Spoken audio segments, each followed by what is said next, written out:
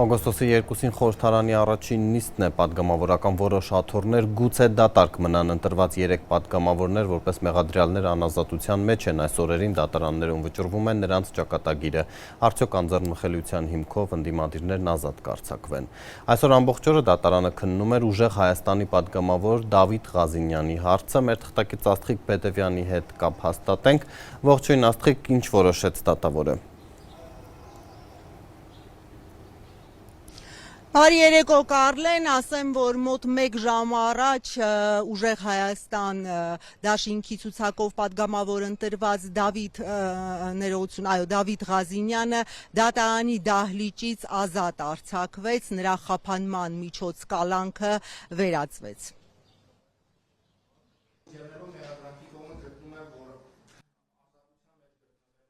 Դատարանը գտնում է, որ ներկայացված երկու դիրքորոշումները բարձրագույնացիաների կիրառելի սյունդեպի նկատմամբ եւ դատարանը գտնում է, որ մեղադրյալ Դավիթ Ղազինյանի նկատմամբ կիրառված խափանմիջոց կալանքը չի կարող շարունակվել։ Դատարանը արձանագրում է, որ վերջինիս նկատմամբ կիրառված ամենախիստ խափանմիջոցը ենթակա է վերացման։ Կարլեն, ես ասեմ, որ ըստ հակակոռուպցիոն կոմիտեի քրեական վարույթով ըստ նրանց հաղորդագրության պարզել էին, որ Դավիթ Ղազինյանը այլ անձանց հետ նախնական համաձայնությամբ նախապատրաստվել է ընտրակաշառք տալ ընտրողներին հունիսի 7-ին իր դաշինքի օգտին քվեարկելու պայմանով, այդ նպատակով ըստ կոմիտեի Ղազինյանը իր թիմակցին փոխանցել է 1.400.000 դրամ եւ հակակոռուպցիոնի հաղորդմամբ գումարը բաշխելու եւ ընտրողներին փոխանցելու շուրջ տարաձայնությունների պատճառով ենթադրյալ ընտրակաշառք բաժանելու գործը ավարտին չի հասցվել։ Այսօր անմիջապես դատարանի դահլիճից դուրս գալով Դավիթ Ղազինյանը այս գործը շարունակեց քաղաքական համարել։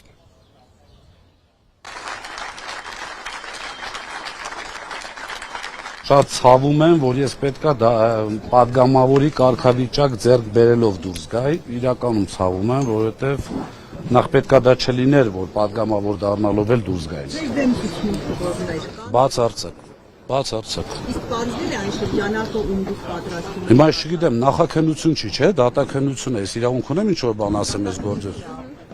Դե դուք կլսեք, էլի մենք ասպնդեցինք, որ բաց լինի, կտեսնեք։ Այսինքն կա այդ շրջանակը, Չէ, պարզել են, որ դուք բացարձակ առերեսում էլ չեն արել, այնտեղ գիտեք ոնց է, լավ, անուն չասեմ, զապիսը լսել եք։ Ասում է Ղազինյան Դավոն, նախ առաջինը Ղազինյան իմ Դավոյի հեղինակային իրավունքը դա մորինս, սա իմ մայրն է ինձ ասում Դավո, ոչ մեկ խնդրում եմ չասի, մեկ, երկրորդը ասում է ես լսեցի, որ Ղազինյան Դավոն փող բերեց, այն մեկին ասում են, բա որտեղից լսեցիր, ասում է այն մեկն ասեց, այն մեկին ասում են, բա որտեղից լսեցիր, ասում է այն մեկն ասեց։ Այսինքն տեսնեք էլի, փուչիկա։ Կարլեն, ասեմ, որ 1 միլիարդ դրամ գրավ վարչական հսկողություն եւ բացակայելու արգելք մեղադրողը հեծի նախկին տնօրեն Դավիթ Ղազինյանի կալանքը փոխելու այս խափանման միջոցն էր պատկերացնում այլընտրանքային միջոցը եւ ոչ թե հենց այսօր, ինչպես Արամ Վարդևանյանը նրա փաստաբաններ պնդում, այլ օգոստոսի 2-ից մեղադրողը կարծում է, որ հենց այդ օրն է Դավիթ Ղազինյանը պատգամավորի լիազորություններ ձեռք բերում։ Ես ասեմ ինչու է խոսվում, հա, պատգամավորի լիազորություն, կարգավիճակ, այս տերմինները ինչու են քննարկում, դա սահմանադրական դատարանի 5 տարի առաջվա որոշումն է, որը խափանման միջոցի հարցով, հա, ընտրված պատգամավորների դեպքում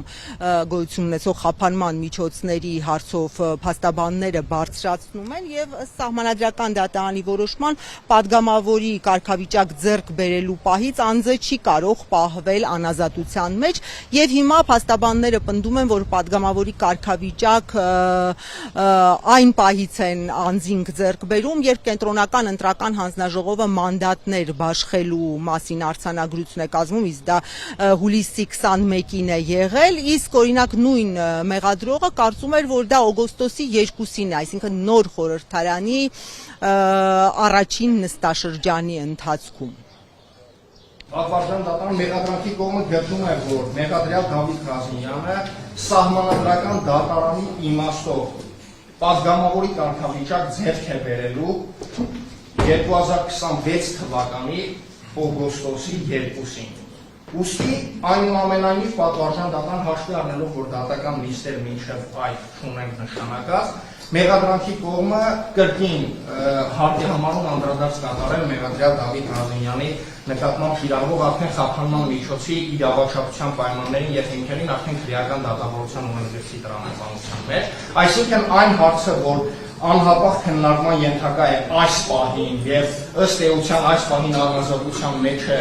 պահվում օրենսդրությամբ սահմանված, ինչպես նաեւ սահմանադրական դատանի կարգավորումներին հակառակ տրամաբանության մեջ, մեղադրանքի կողմը չի կիսում այդ դատիկը եւ գտնում է, որ դա իրավական հիմնավորում չունի։ Այս հիմնավորումներից ելնելով մեղադրանքի կողմը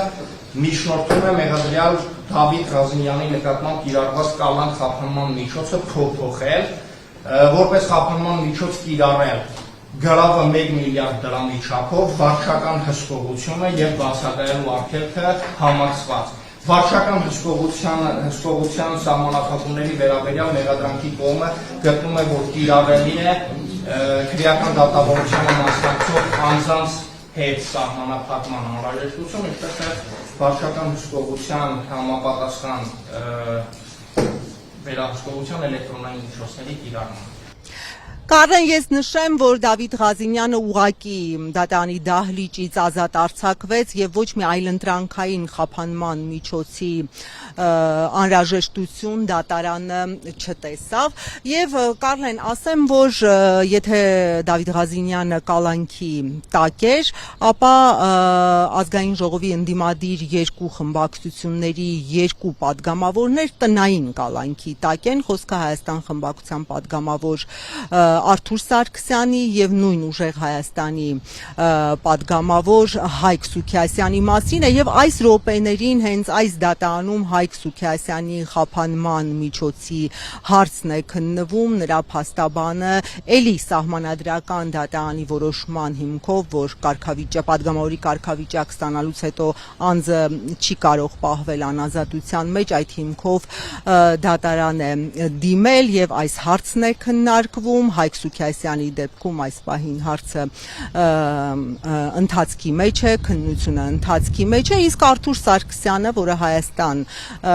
դաշինքի ցուցակով է падգամավոր ընտրվել, ահա նրա դեպքում դատարանը 3 մերժեց հենց դատարանի դահլիճից կամ ինչպես Արամ Վարդևանյանը նրա փաստաբանն էր միջնորդել անմիջապես ազատ արձակել Սարգսյանին, դատարանը գտավ, որ Սարգսյանը, որը նաև 8-րդ գումարման խորհրդարանի падգամավոր է, ահա սահմանադրական դատարանի որոշումը նրա վրա չի ազդում, որովհետև անընդհատություն կա, հա, լիազորությունների, այսպես բացատրեց եւ նաեւ որ նախորդ տարի գլխավոր դատախազը նրա մեղադրանքով արդեն անձեռնմխելիությունից զրկելու հարցով եկել է ազգային ժողով եւ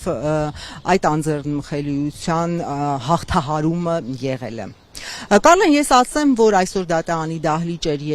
ներողություն դատարանի շենքի առջև էր նաև ուժեղ Հայաստանի առաջին համար Նարեկ Կարապետյանը եւ նա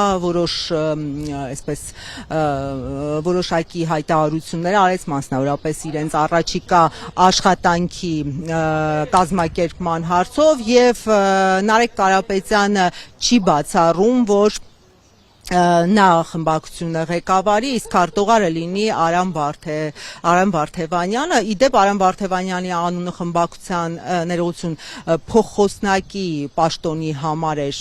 քննարկվում, որը ընդդիմությանն է վերապահված մեկ փոխխոսնակի տեխնացու առաջադրելու իրավունքը, նրա անունն էր քննարկվում Վարդևանյանի, բայց այսօր Կարապետյանը ասաց, որ դեռ չեն որոշել ընդհանրապես փոխխոսնակի պաշտոնում առաջադրում կանեն, թե ոչ։